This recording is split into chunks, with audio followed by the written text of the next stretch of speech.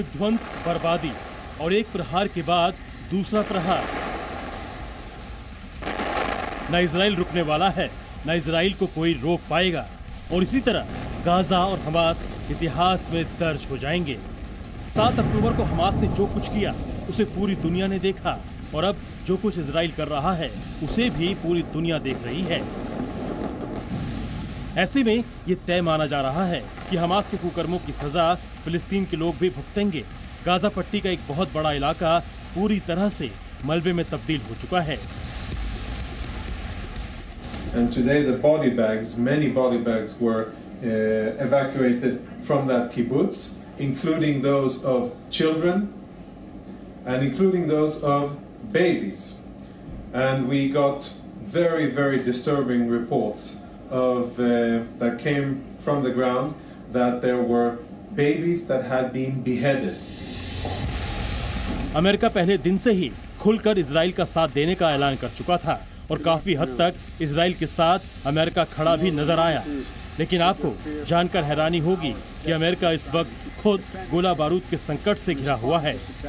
America के कई अखबारों में यह दावा किया जा रहा है कि उसके पास फिलहाल हथियार, गोला बारूद की कमी है। दरअसल उसके पीछे रूस यूक्रेन युद्ध का हवाला दिया जा रहा है। माना जा रहा है कि सभी नेटो देश मिलकर भी उतना गोला तैयार नहीं कर पा रहे हैं जितने की यूक्रेन को जरूरत है।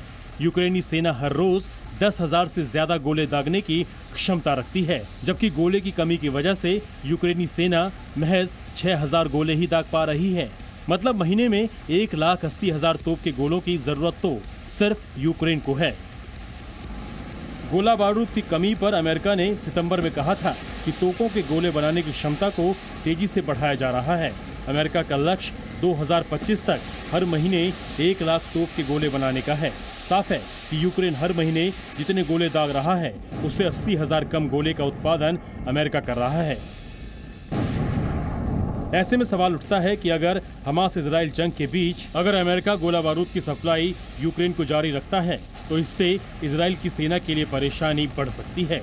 इसकी वजह यह है कि इजराइल गोला बारूद के लिए पूरी तरह से अमेरिका पर निर्भर है।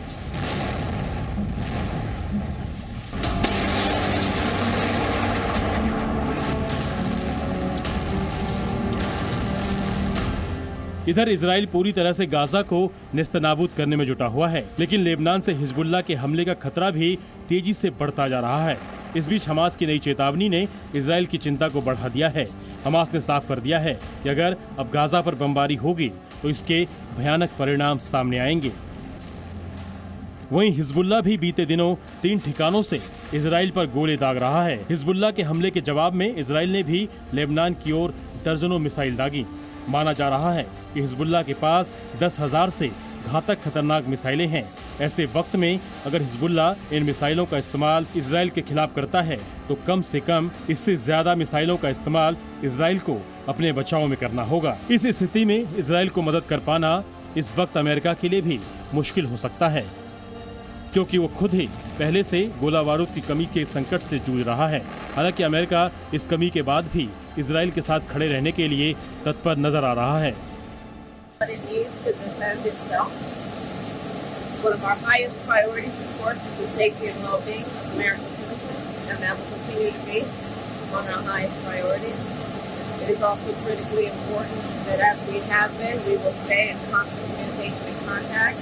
with our allies, with our Israeli partners, with members of Congress, as we have been doing these last few days. In fact, this morning, I was on a call with President Trump with Prime Minister Netanyahu.